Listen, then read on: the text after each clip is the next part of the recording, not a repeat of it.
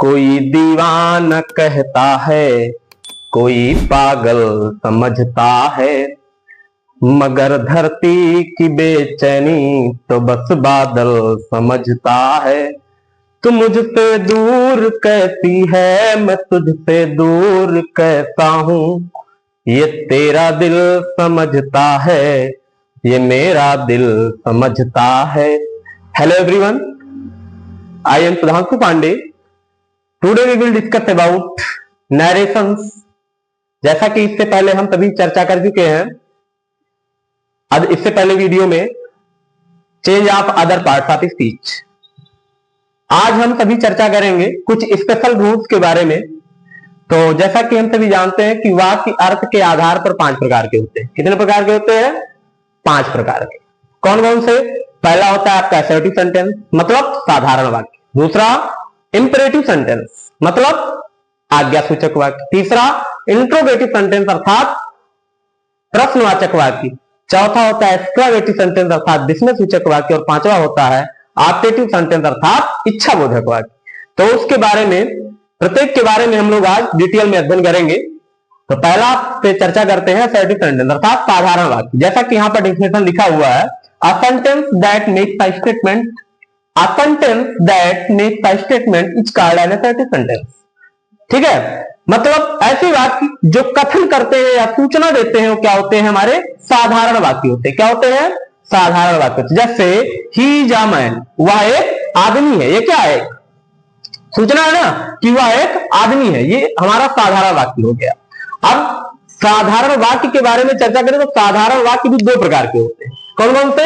एक होता है आपका अफर्मेटिव सेंटेंस, मतलब सकारात्मक वाक्य। दूसरा होता है निगेटिव सेंटेंस, मतलब नकारात्मक वाक्य। अब सकारात्मक वाक्य क्या होता है? ऐसे वाक्य जिनसे हमें सकारात्मक सूचनाएं मिलती है। कैसी सूचनाएं? सकारात्मक। वो आपके अफर्मेटिव सेंटेंस होते हैं, मतलब सकारात्मक वाक्य होते हैं। जैसे ही इज अ मैन, वह एक आदमी है। अब ये क्या है? सकारात्मक वाक्य है। क्यों? क्योंकि सकारात्मक सूचनाएं मिल रही है ना हमें। और दूसरी चीज है जो है निगेटिव सेंटेंस। निगेटिव सेंटेंस होता है नकारात्मक वाक्य।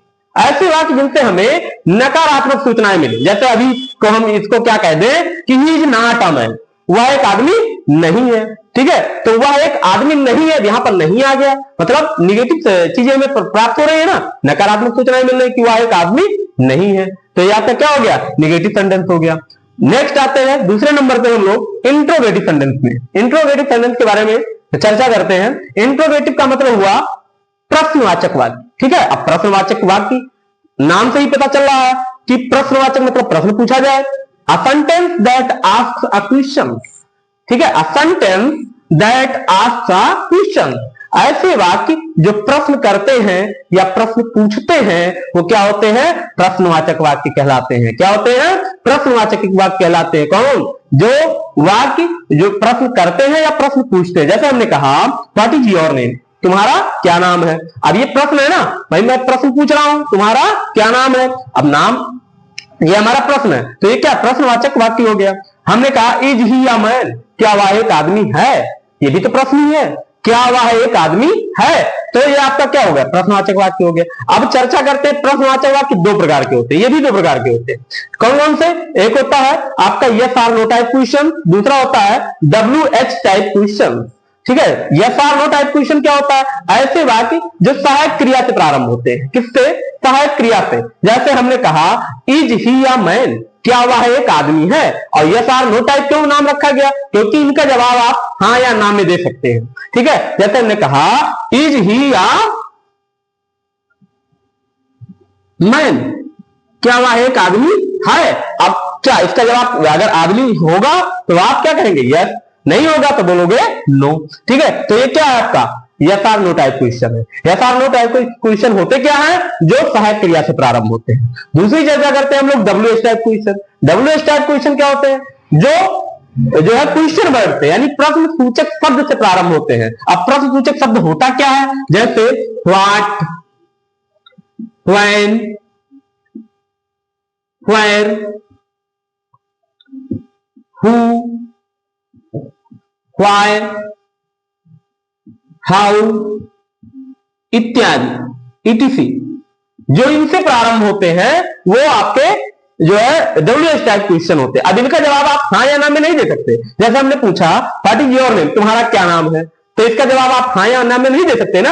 आपका जो भी नाम होगा आप नाम बताएंगे, ना कि हाँ या ना कहेंगे। ये तो कह नहीं सकते कि यस नो, नहीं होगा ना। आपका जो भी नाम होगा वो आप अपना नाम बताएंगे। हमने पूछा व्हाट इज योर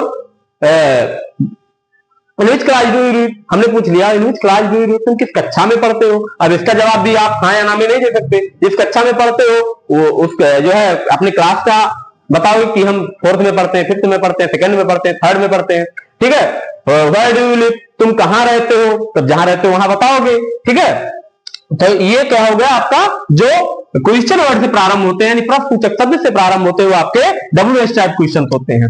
बात करते हैं तीसरे पे आते हैं इंपरेटिव सेंटेंस। इंपरेटिव सेंटेंस का मतलब हुआ आज्ञासूचक वाक्य, ठीक है। अब नाम से ही पता चल रहा है कि इसमें आज्ञा दिया जाता है, मतलब आदेश दिया जाता है, ठीक है। अ sentence that expresses a command, ऐसे वाक्य जो आदेश देते हो या आज्ञा देते हो वो क्या होते हैं, इंपरेटिव सेंटेंस होते हैं, यानी आज्ञासूचक वाक्य होते हैं। जैसे हमने कहा bring a glass of water, एक गिलास पानी लाओ। अब ये क्या है, हमारा आदेश है ना, ये गिलास पानी लाओ। शट द डोर, दरवाजा बंद करो, ठीक है। कम हियर, यहां आओ। गो देयर, वहां जाओ। सिट डाउन, बैठ जाओ। स्टैंड अप, खड़े हो जाओ। ये सारे क्या है, आपके इंपरेटिव सेंटेंस है, यानी आज्ञासूचक वाक्य है, ठीक है। चौथे पे आते हैं, चौथा है आपका एक्सक्लेमेटरी सेंटेंस। एक्सक्लेमेटरी सेंटेंस क्या होता है, मतलब विस्मय सूचक वाक्य, ठीक है।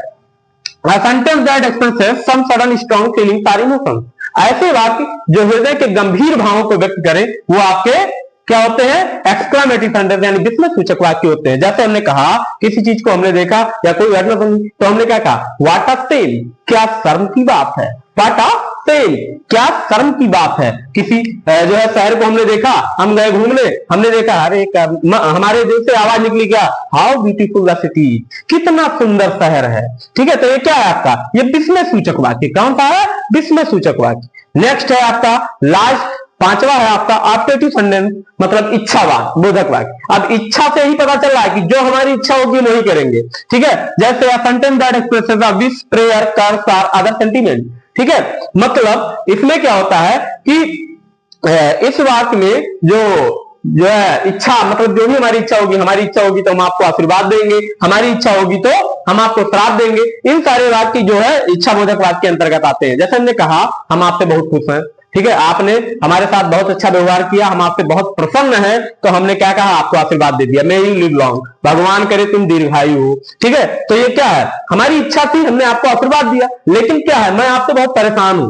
ठीक है। आपने हमारे साथ बहुत बुरा व्यवहार किया, मैं आपसे बहुत परेशान हूं, तो हम क्या करेंगे, हम आपको श्राप देंगे। कर्स का मतलब होता है श्राप देना, ठीक है। हमने क्या कहा, हमने आपसे कहा may you go to hell, भगवान करे तुम नरक में जाओ। क्या हमने क्या श्राप दे दिया, भगवान करे तुम नरक में जाओ, may you go to hell. आशा है कि ये जो है पांचों सेंटेंस आपको बहुत विधिवत जो है समझ में आ गया होगा। धन्यवाद।